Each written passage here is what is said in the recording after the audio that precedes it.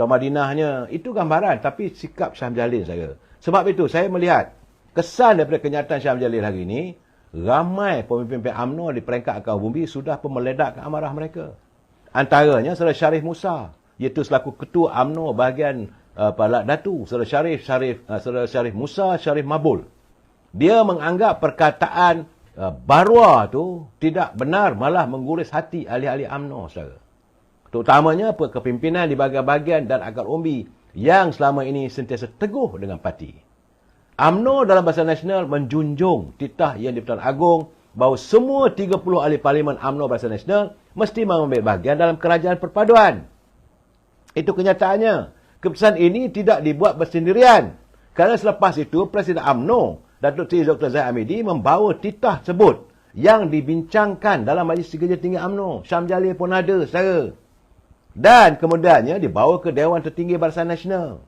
Ya, selepas kata ini, saudara, menurut kata saudara Syarif Musa lagi, dia kata selepas itu keputusan masyarakat Majlis Tinggi UMNO memutuskan untuk menyokong dan menjunjung titah ke bawah duli tuanku.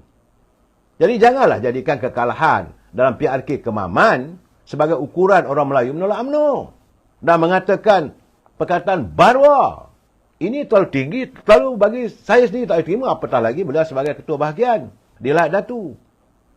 Menurut kata Saudara Syarif, dia kata UMNO pernah menjadi teraju kerajaan dan tampuk kepada kepimpinan negara. Dan kita harus keluar dari pelbagai kesulitan. Pernah juga kita bergelar sebagai pembangkang. Dan kini dah setahun, UMNO dalam kerajaan perpaduan menunjukkan bahawa peranan kita amat nyata dan negara kembali stabil. Jadi mana-mana parti dalam kerajaan perpaduan harus mendukung titah yang Tuan Agong demi masa depan rakyat. Itu keadaannya. Dan ini juga dinyatakan oleh pimpinan-pimpinan yang lain. Tapi yang nampak meledak sangat adalah Ketua UMNO bahagian Lahad Datu. Itu Saudara Syarif Musa Syarif Mabul. Dia marah betul, saudara.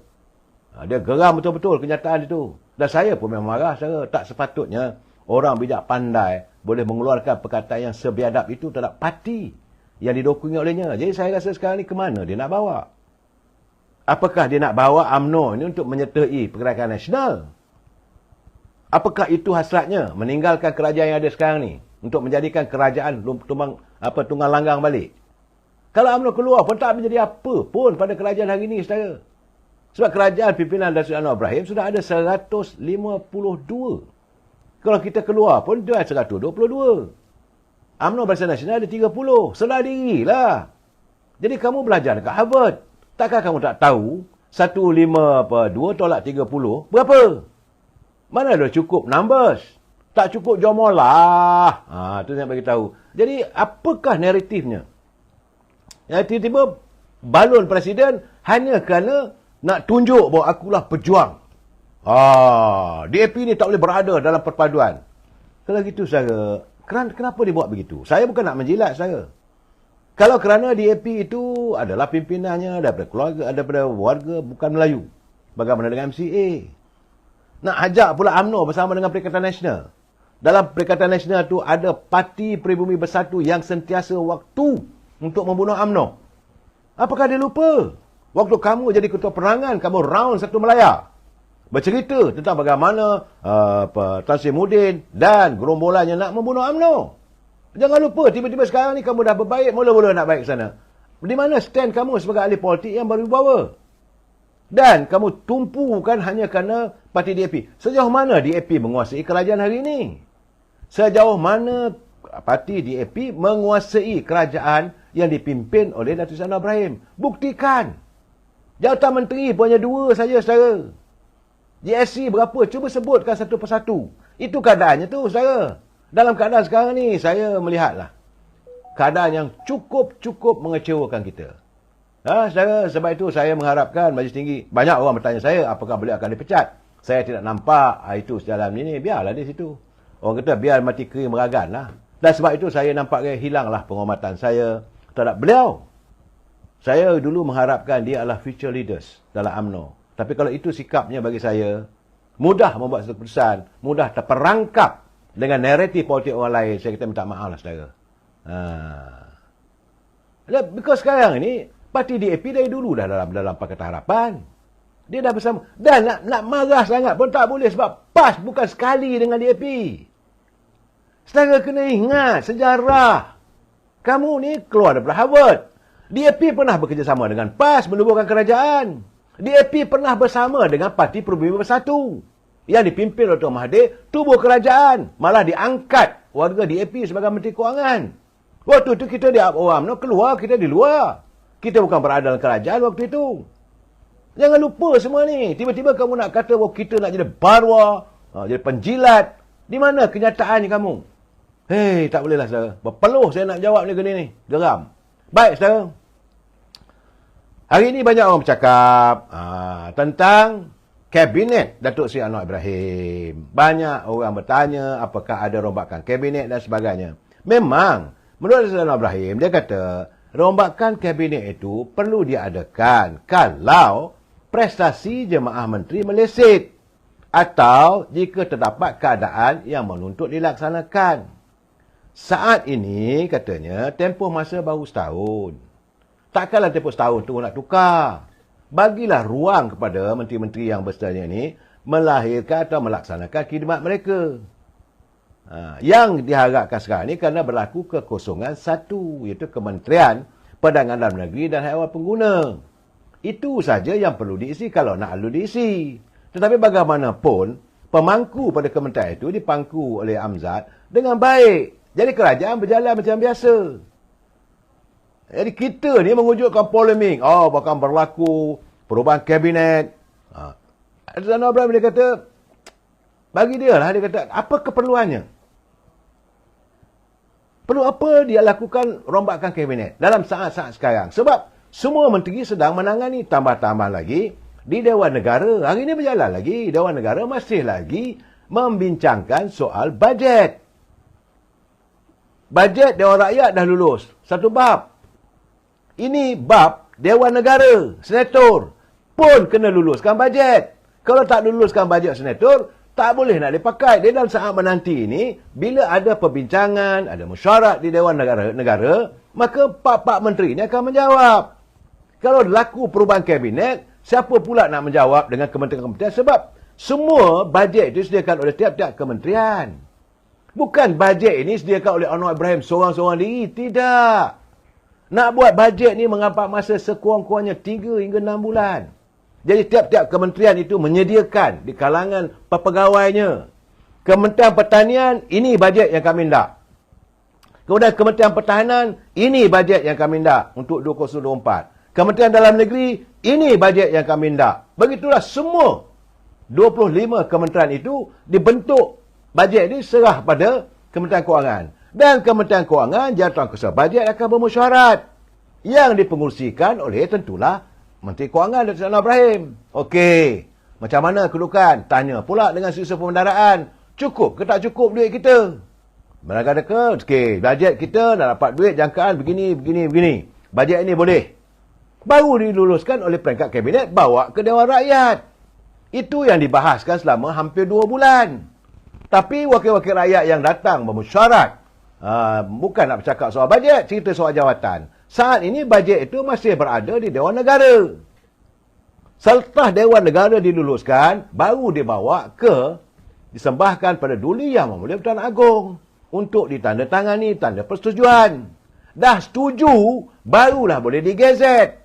Selepas itu kalau nak ubah kementerian pun boleh. Tapi bukan sekarang sebab menteri-menteri akan menjawab soalan daripada Pak Senator pula. Dulu selama 2 bulan tu, lepas je bajet pada 13 Oktober, tiap-tiap kementerian kena jawab. Apa-apa persoalan yang bersangkutan dengan bajet ni menjawab oleh menteri masing-masing. Takkan nak tukar kementerian. Itu gambarannya. Jadi Datuk Anwar Ibrahim mengatakan, jadi kalau jadi pemimpin, dia kata, kita akan berusaha melakukan untuk sesuatu yang terbaik untuk rakyat. Contoh, dia kata, kita nakkan sistem pendidikan. Kita kalau boleh nakkan jadikan sistem pendidikan nombor 1. Begitu juga kita mahu sistem kesihatan yang terbaik. Semua nak yang terbaik. Jadi berilah peluang pada menteri itu memacu kementerian tersebut, saudara. Jadi sebab itu saya rasakan banyak orang mengatakan bajet minggu kabinet akan diubah dalam waktu dekat. Saya tak nampak. Sehinggalah selesai bajet diselesaikan dan barulah. Dan paling penting, saudara, Kerajaan hari ini adalah kerajaan gabungan. Bukan macam zaman UMNO jadi dominan dulu, saudara. Kalau waktu itu, UMNO ni banyak kursi dimiliki dan UMNO sebagai parti dominan menerajui kerajaan Malaysia ini, saudara. Itu terpulang pada Presiden UMNO. Perdana Menteri dia ubah, dia suka dia nak rombak, dia rombak. Sekarang ni nak rombak pun kena fikir. Dia kena buat perbincangan antara parti-parti yang ada dalam kerajaan perpaduan. Bukan Datuk Seri Anwar Ibrahim boleh buat penda begitu saja. Kena panggil Datuk Seri Zahid sebagai Presiden UMNO. Kena ada Datuk Seri Mat Sabu sebagai Presiden Parti Amanah. Kena ada Saudara Anthony Loke yang mewakili parti ini DAP. Kena tanya dengan Premier Abang Johari daripada Sarawak. Kena tanya Haji Ji daripada Sabah. Dan semua itu bincang. Macam mana kita ni? Cadangan saya begini. Itu saja, saudara. Ini tidak. Tiba-tiba tibai. Aduhai. Sebab itu, apabila berlaku pilihan raya di Kemaman, macam saya katakanlah, saudara, macam dunia dah nak kiamat, saudara. Seolah-olah dunia kiamat dah. Tak ada lagi masa depan UMNO. Sedangkan pilihan raya itu kawasan dulu dimenangi oleh PAS. Dia dapat balik dan tidak menambah pun kerusi parlimen itu bagi pihak Perikatan Nasional. Cuma kalau dia kalah itu lagi, kurang lagi. Itu saja natijahnya. Sebab itu, Datuk Seri Anwar Ibrahim dia kata dia tak setujulah dengan kenyataan yang menyifatkan UMNO masih jauh daripada berjaya dalam usahanya untuk mengembalikan kepercayaan orang Melayu terhadap parti itu. Dia kata dia tak yakin. Perdana Menteri kata beliau berpuas hati dengan prestasi sokongan rakyat. Betul, saudara. Kita bukan hilang wang pertaruhan. Bukan hilang wang deposit. Ada juga calon-calon daripada PAS yang bertanding di kawasan Pantai Barat ini yang hilang deposit. Macam Parti Pejuang itu hari. Semua calon-calonnya hilang deposit. UMNO tak ada. Sebab itu dia kata dia puas hati dengan prestasi sokong rakyat pada calon Barisan Nasional. Terutama dalam pilihan raya di Kemaman hari Sabtu lepas. Jadi dia kata selaku pengurusi Pakatan Harapan, dia juga puas hati dengan maklum balas yang diterima pada mesyuarat antara kepimpinan Pakatan Harapan dengan UMNO. Jadi bagi dia tidak juga berhubung UMNO dilihat masih suka mendapatkan sokongan orang rakyat. Dia kata tak. Saya juga bersetuju, saudara. Saya dah bagi pandangan. Sekarang ini, kekuatan PAS berada di katalah Perlis, okey. Di Kedah, okey. Di Terengganu, okey. 8-0, campur 32-0, okey. Di Kelantan, PAS, okey. Berapa kursinya, saudara? Berapa kursi sebenarnya? 3 campur dengan 12, baru 15. 15 campur 8, 23. 23 campur 13, baru 36, saudara. Itu saja yang ada di Pantai Timur. Dan sekarang ini masanya, sebab Datuk Seri Anwar Ibrahim mengatakan, Datuk Seri Zahid pun mengatakan, Tok Mat Hassan pun bercakap berkali-kali, kita memperkukuhkan parti kita, terutama di kawasan Pantai Barat.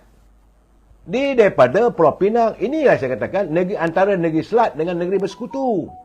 Pulau Pinang, Perak, Selangor, Negeri Sembilan, Melaka, Johor dan Pahang.